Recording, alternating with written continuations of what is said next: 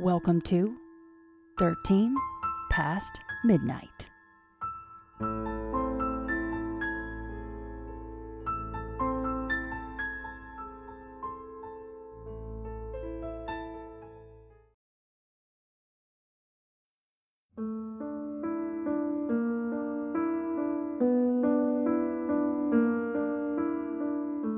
People have haunted houses, but a haunted workplace?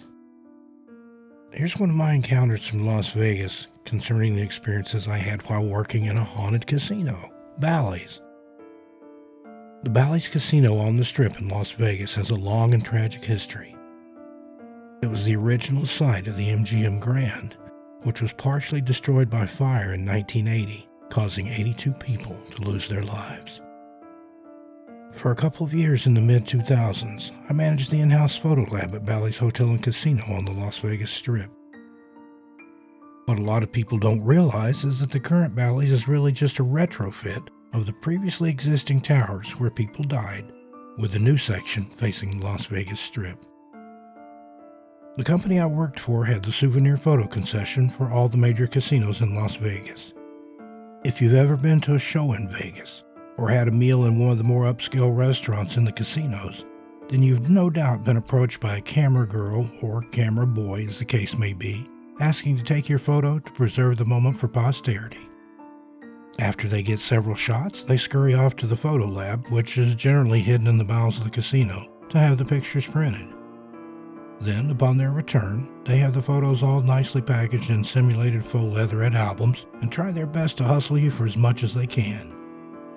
As with practically everything in Vegas, it's meant to fleece the flock, and does so very well. The owners of the photography concession have been doing business in Las Vegas casinos since the 1960s, and own such multimillionaire fluff as McMansions and Maybach automobiles to show for their efforts. At Bally's, the photo lab was located on the second floor, just above the showroom where Jubilee, which was one of Vegas' remaining Showgirl Revue holdovers, and other shows were presented. If you've ever seen any of the old Dean Martin celebrity roasts from the 1970s, then you've seen the showroom. They're one and the same. These roasts were held at the old MGM, pre-fire of course. The area upstairs above the theater is known as the Celebrity Hallway, and is where the green room and celebrity dressing rooms were located for the Dean Martin shows, and anything else performed and or broadcast from the old MGM. Down at one end of the hallway, snugged back into a corner, is the photo lab. At one time, the camera girls used actual film cameras and would scurry back to the lab only to have to wait on the chemical process that developed the film and photos. However, the advent of digital photography has changed the souvenir photography landscape. No longer is there any film to be developed, and even the labs that still use a wet printer, meaning it has tanks that hold liquid developer, bleach, and water, can have your photo ready to go in a matter of minutes. The photo lab at Bally's had smaller rooms where giant chemical tanks sit empty, silent reminders of the film photography legacy of days gone by. The place has a very old, almost abandoned feel to it, even though it's in use 7 days a week, 365 days a year. As the casinos never close, so goes the souvenir photo concession. It was mainly in the smaller anterooms where the strangeness resided. Other than the general feeling of something being off and not right just from walking into the photography lab, I began experiencing things from the very start. As the manager, I was the lab key holder and usually arrived an hour or so before the lab officially went into operation. I fired up the machinery and made sure all the Nikon cameras, bead flash units, and batteries were all good and ready to go. On my first day alone at Bally's, I unlocked the door, turned on the lights, and walked right into what I can only describe as a column of ice-cold air. The column seemed to dissipate quickly, and I chalked it up to perhaps faulty air conditioning or having something to do with opening the lab doors after they had been sealed for 15 hours or so. I shrugged it off and went about my business of getting the wet photo printer and cameras ready for the night's activities.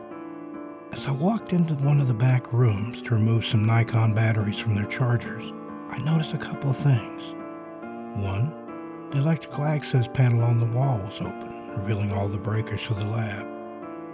I closed the hinged access panel and snapped the latch, making sure it was secured firmly.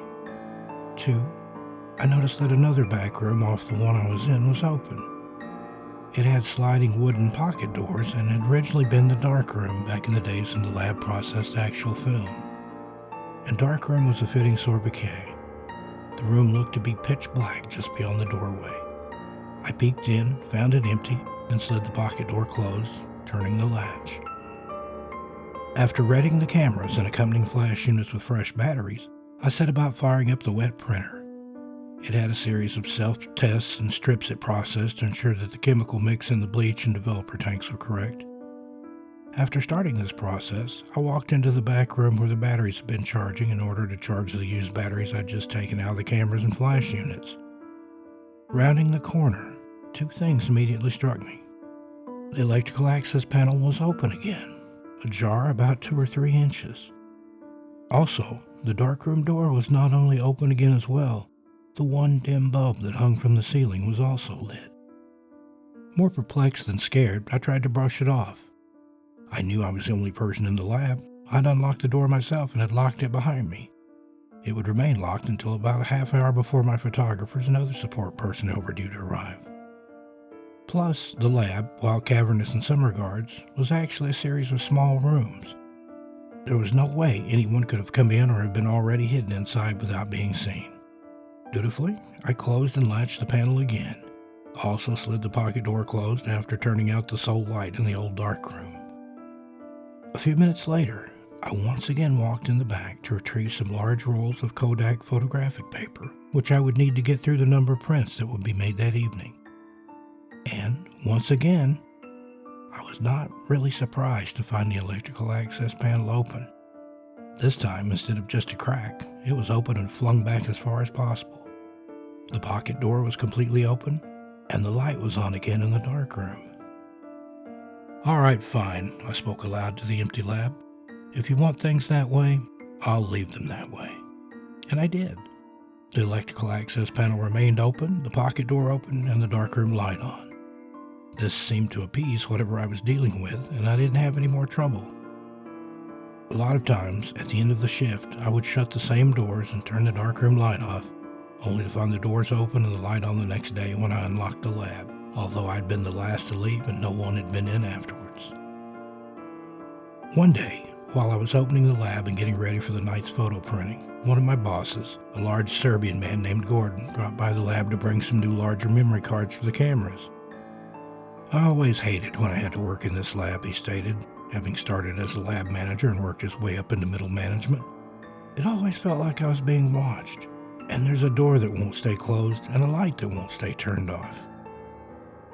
I nodded my head in agreement, even though he didn't mention the electrical access panel. He stuck his head into the dark room and then hurriedly left. I got the distinct feeling he'd had other, slightly more sinister experiences. Another time, I was sitting in the lab waiting for the photographers to arrive. My runners that evening, and runners were the people that helped the photographers package and sell their shots after the show broke, were 2 Hispanic cousins, still in their late teens. We were just sort of sitting and shooting the breeze when all of a sudden a very strange thing happened. What I can only describe as a black, shapeless mist came out of a wall of cabinets, crossed the room we were in about 25 feet, and then disappeared into the opposite wall. I wasn't going to say anything, just to make sure my eyes weren't playing tricks on me, but it turns out I didn't have to. The cousins erupted with shock, surprise, and quite a bit of profanity. They had seen the same thing that I'd witnessed, and both were scared out of their wits. They took it as some sort of omen or warning and insisted that they had to leave immediately. I tried in vain to talk them into staying, but they signed out and left the premises. I managed to get through the night with the help of another runner sent over from Caesar's Palace across the street and myself. I didn't mention the black shape to anyone and observed no ill effects from the manifestation. There was also an entity in a nearby men's room that myself and a cameraman, who claimed to be a sensitive or psychic, dubbed the Snorer.